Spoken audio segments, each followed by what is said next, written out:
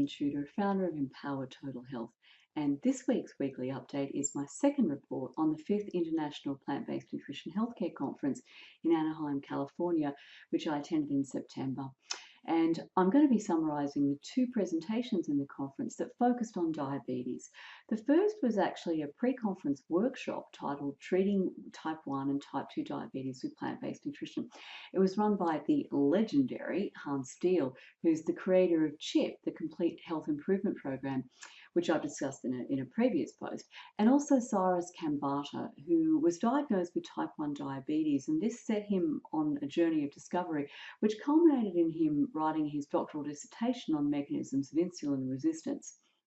The second presentation was titled Plant-Based Pharmacy, and it was presented by Dustin Rudolph, also known as the Plant-Based Pharmacist, who has a great website that I'd strongly recommend you check out.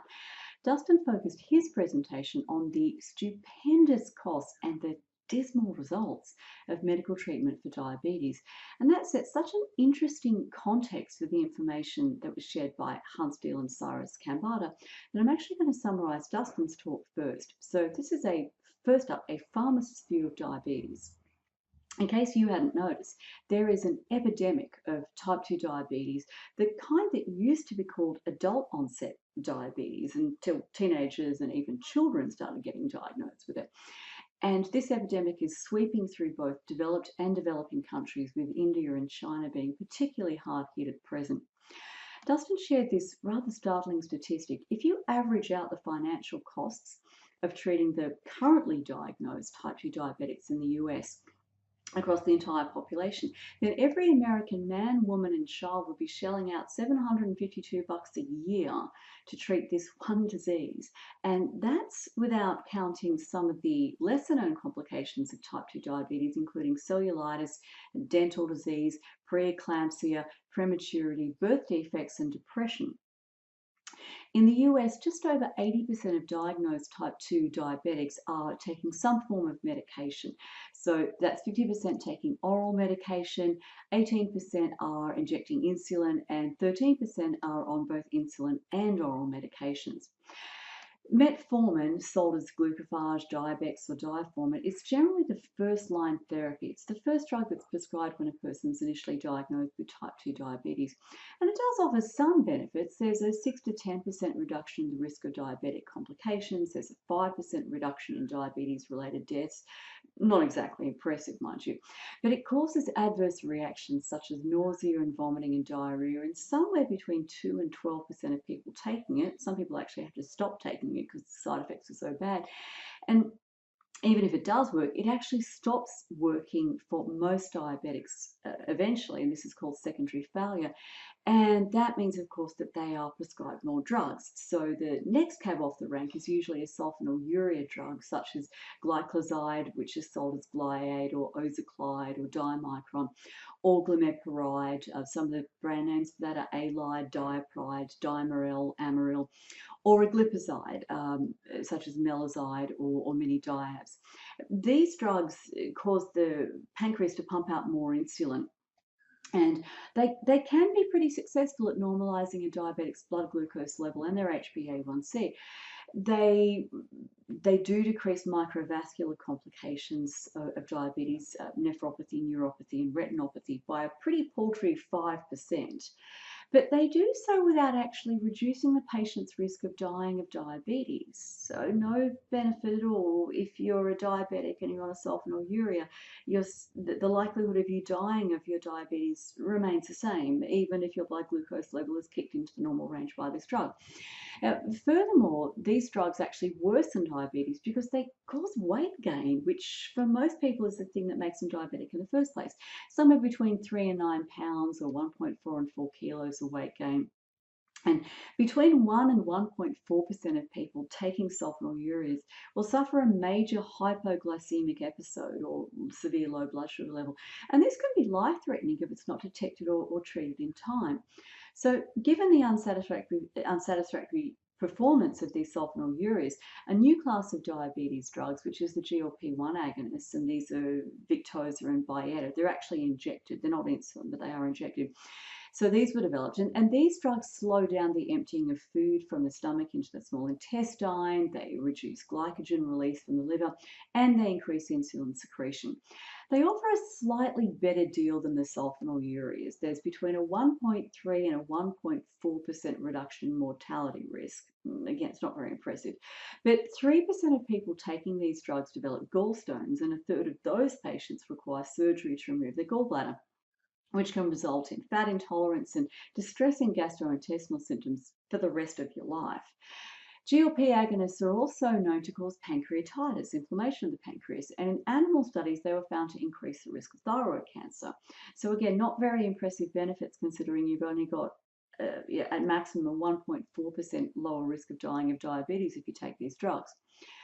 So bring on another class of diabetes. These were the SGLT2 inhibitors, and these include dapagliflozin, which is sold as Forxiga, canagliflozin, which is Invokana, and empagliflozin, who makes up these drug names, which is sold as Jardiance. And these work by dumping out excess blood sugar from the bloodstream into urine via the kidneys. So in other words, you pee out more glucose in your urine. These drugs offer a small benefit to diabetics. There's a 2.5% reduction in hospitalization for heart attack, but they also increase the risk of genitourinary infections, including UTIs and yeast infections, by up to 18%. And they raise total cholesterol and LDL levels, which is obviously a risk factor for heart disease. It is a major cause of death in diabetics. So I just wonder how many diabetics would choose to go on these medications if their doctors sat them down and shared accurate information about the low efficacy and the shockingly high rate of side effects of these drugs, as Justin Rudolph shared with us at the conference. That then begs the obvious question, why are these drugs so ineffective at reducing diabetic complications and giving diabetics more years of healthy life? And the answer to that is pretty simple. With the exception of metformin on a couple of counts, none of the diabetes drugs on the market actually address the three primary causes of type 2 diabetes, which is insulin resistance, intramyocellular lipid accumulation, and a reduction in, wait for it, peroxisome proliferator activated receptor gamma coactivator 1 alpha, or PGC1 alpha. I'll come back to that in a sec. So insulin resistance is very closely linked with intramyocellular lipid accumulation, which is the storage of abnormal amounts of fat in muscle cells, and that's a direct result of eating a high-fat diet. As Dustin explained, in animal studies, excess intramyocellular lipid accumulation was found to halve the number of insulin receptors on cells, which then causes insulin resistance. So the insulin's circulating, but the receptors aren't there to actually listen to its message. Therefore, the glucose stays out in the bloodstream instead of getting into the cell. That's effectively what diabetes is. PGC1 alpha is involved in mitochondrial biogenesis, which is the formation of the little power plants that produce energy inside our cells and that then burn up things like carbohydrate and fat for energy. Oxidative stress, which is produced by eating the inflammatory Western diet, which is loaded with arachidonic acid from animal products and refined vegetable oils, and it's deficient in antioxidant components from whole plant foods. And this decreases PGC1 alpha expression in muscle cells, which then leads to reduced numbers of mitochondria, so lower numbers of these little power plants. Without enough power plants to build up stored fat for fuel, excess fat accumulates in the muscle cells, and this aggravates the insulin resistance and worsens the diabetes. So how do diabetics get themselves out of this mess and get themselves off these medications that have so little benefit and so many side effects? Address the cause, which is the nutrient-deficient, pro-inflammatory Western diet and lack of exercise. So a whole food plant-based diet with a high intake of antioxidant-rich fruits and vegetables, along with regular exercise, which decreases insulin resistance by making the muscle cells more sensitive to insulin. And also exercise itself stimulates the genesis or biogenesis of these mitochondria. And this can allow most type 2 diabetics to reduce and eventually withdraw withdraw from their medications, even insulin. This needs to be done under the watchful eye of a knowledgeable doctor, of course, because complications can result if people are over-medicated or if they withdraw from the medications too quickly. The frustrating thing about listening to Justin Rudolph's lecture after already having attended Huntsdale and Cyrus Khambatta's pre-conference workshop on diabetes is that the dietary causes of type 2 diabetes have been understood for so long. That's what Huntsdale in particular made clear. Yet most diabetics are completely unaware of what made them diabetic in the first place, and their doctors, on the whole, are just as ignorant. Hartsdale presented a wonderful summary of the published medical research dating back to 1927, when a Dr. Sweeney conducted experiments on medical students. So first he fed them a diet that drew 65% of its energy from fat. And within just 2 weeks, 70% of these healthy young men who had no evidence of diabetes at the start developed diabetes within 2 weeks. And fortunately, that diabetes was transient. It resolved when he took them off the high-fat diet. And in contrast, when he put them on a high-carbohydrate diet, which contained candy, sugar, bananas, white bread, baked potatoes, brown rice, and oatmeal, this high-carb diet did not induce diabetes. It's not the carbs that are the problem when it comes to bringing on the diabetes. Though obviously, if a person is already diabetic, they may have a reduced ability to tolerate carbohydrates in the context of their overall diet. And then in 1935, Hemsworth found that the higher the percentage of fat in the diet, the lower was the insulin sensitivity. And he found that blood glucose level changed in direct response to the amount of fat in the diet. More fat, higher the blood glucose level. Reduce the fat, blood glucose level comes down. In the same year, Rabinowitz published a study that showed reversal of type 2 diabetes on a low-fat diet. So this is 1935. And then in 1955, Singh found that 50 out of 80 insulin-dependent diabetics could be off insulin within 6 weeks by adopting a low-fat diet. Anderson published a study in 1980 showing that between 50 and 75% of type 2 diabetics who are on insulin and 80 to 90% of those who are on oral medications could normalize their blood glucose levels and be off all medications within weeks if they dropped processed foods and most or all animal products from their diet and went back to food as grown, food the way it occurs in nature. And then in a randomized control trial published in 1994, Neil Barnard showed that 71% of type 2 diabetics could stop taking oral medications in 26 weeks if they switched to a low-fat plant-based diet. So given the number, that was just a summary, that wasn't all the literature that's been published, but given the number of publications on dietary treatment of diabetes and just how far back the knowledge of the true cause and the effective treatment of this condition stretches, it is just beyond shocking that 12% of the US adult population is now diabetic. 12%, it's 1 in 8. That there has been a 300% increase in type 2 diabetes in the last 20 years, and that 1 in 3 babies born in the US today will become diabetic within their lifetime. And that rate is actually higher in minority populations, including Latinos. And just to drive home the point that the medical treatment of diabetes is abysmally ineffective, diabetic men lose 11.6 years off their life expectancy, and diabetic women lose 14.3 years, and that's with the best of modern diabetes care. So what's driving the diabetes epidemic? Well, it's in lockstep with the obesity epidemic. Just a fun little example that Hartsdale shared. In 1900, the standard-sized US chair was 17 inches, which is 43 centimetres across the seat. By 1970, it was 17.7 inches, which is 45 centimetres. And today, it's 24 inches, 61 centimetres, and that's to accommodate the ever-expanding American backside. I don't imagine the situation is any better here in Australia. As Hans explained, the long-running Nurses' Health Study found a 40% higher risk of developing type 2 diabetes in the most overweight participants compared to normal weight women. If you have a body mass index, a BMI of over 40, that's severe obesity, you increase your diabetes risk by 7-fold. Absolutely dramatic. Now, Is this obesity epidemic due to our genes? Well, it takes between 200 and 300 years for a significant genetic change to occur in a population. The obesity crisis has occurred in the last 20 to 30 years. Clearly, the current epidemic of diabetes, as it's been dubbed, is not due to our genes. It's the food. Specifically, diabetes is driven by a diet that's high in animal products and refined plant products, including oil, with a reduced intake of unrefined starch. Unrefined starch is highly protective against diabetes. Pointing out that diet composition runs in parallel to GDP or gross domestic product. That is, as GDP increases, vegetable fats, animal fats, sugar and protein, especially animal protein, also increase, but starch consumption declines. Hans discussed the very interesting case of Japan.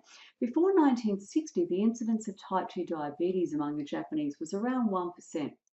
By 1980, it had risen to 5%, and in 2000, it reached 12% as Western eating patterns progressively eroded the traditional rice and vegetable-based Japanese diet. Now, very importantly, the diet that Hans Deal recommends to type 2 diabetics, which is based on legumes, lentils, peas and beans, vegetables, especially greens, and whole grains with limited or no fats and oils or sugar and salt, also offers dramatic benefits for type 1 diabetics, as Cyrus Kambata explained. So he personally experimented with various eating patterns, including a paleo and a ketogenic style diet, which just made him sicker. But Cyrus was able to achieve a 43% decrease in his insulin dosage in just 3 weeks. So close on halving his insulin requirement in 3 weeks by dramatically increasing his intake of carbohydrates and slashing his fat intake. In fact, he discovered that his insulin requirement was directly inversely proportional to his carb intake.